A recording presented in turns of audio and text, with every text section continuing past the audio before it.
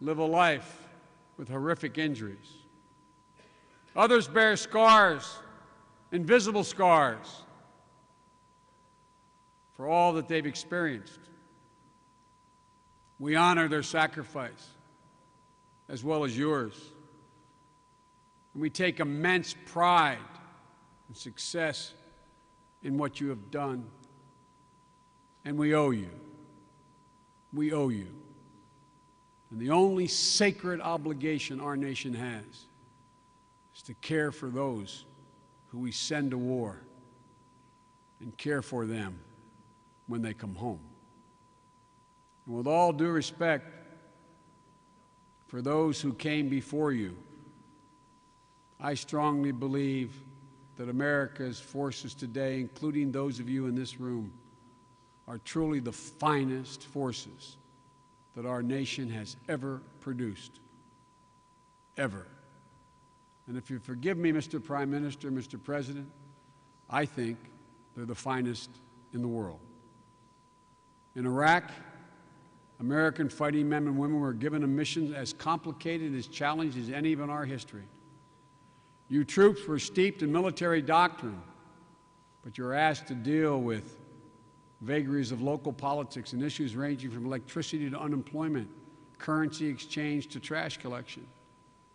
You adapted, you succeeded, you defeated a tyrant, you helped defeat a tyrant, helped beat back violent extremists, and enabled the rise of a new democratic nation, and gave the Iraqi people a chance at long last for the better future, a future they deserve. And now, in the finest tradition, the finest American tradition, having carried out your mission, you're leaving, taking nothing with you but your experiences, your achievements, and the pride associated with a hard job well done. And for you Iraqis, the cost of war was still greater. Hundreds of thousands of your fellow citizens lost their lives. National bonds stretched to the breaking point. You have known more than 30 years of sustained trauma, dictatorship, economic isolation, and extended periods of war and terror. And from the ashes of so much turmoil, you raised an army that all of Iraq and the world could be proud of, so that you can keep your people safe. And even more remarkable, you forged a political culture based on free elections and the rule of law. After all you've been through, this is what Iraq deserves. You're the heirs to a civilization that was once the cultural beacon for all humanity. You're also the heirs to a vast natural bounty on which a modern society can be built. What stands before you now is nothing less than the prospect of a normal and a prosperous life for your people. A life where you can kiss your children goodbye each morning without wondering if that kiss will be the last. A life where ordinary citizens need not live in fear of their government or their neighbors. A life where this country's vast natural and human resources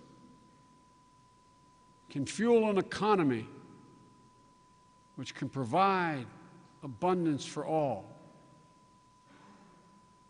Normal life may not yet be a reality for every Iraqi, but God willing, it is within your reach. 8 years ago, on the eve of war, an art critic in this storied capital of Baghdad told a foreign journalist that he did not fear the future because he took solace in the past. And here's what he said: So many crises have visited Baghdad, and we have faced all of them. The soul of Baghdad, he said, will remain. He was right. The tide of war is receding, and the soul of Baghdad remains. The soul of Iraq remains. And you in this room, the political leadership and military leadership, and the American forces, help make that possible. And your fellow citizens owe all of you a debt that I don't believe can ever be fully repaid. I want to thank you all for allowing me to be here on this historic day, an historic day for both the United States and for Iraq. Our forces are leaving with their heads held high. But the hard-won ties between our two nations, pray God, will live on. May God be with the people of Iraq on this new journey, and may God bless America.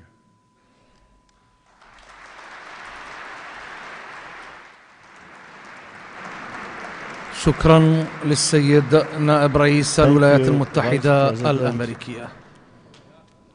Of the United States. أيها الحضور الكريم، ladies and gentlemen, الدرع المعروض أمام حضراتكم سوف يتم تحويله إلى وسام يوم الوفاء بعد إقرار قانون الأوسمة والأنواط من قبل مجلس النواب العراقي، وسيتم به تكريم جميع من ساهم في دعم الشعب العراقي في إسقاط الدكتاتورية وترسيخ الديمقراطية ومحاربة الإرهاب. يسرنا الآن أن ندعو فخامة رئيس الجمهورية السيد جلال طلباني لتسليم درع يوم الوفاء لممثلي الدول التي دعمت وساندت الشعب العراقي في الخلاص من الدكتاتورية. يتفضل السيد جو بايدن نائب رئيس الولايات المتحدة الأمريكية لتسليم درع يوم الوفاء. To receive the shield of the commitment.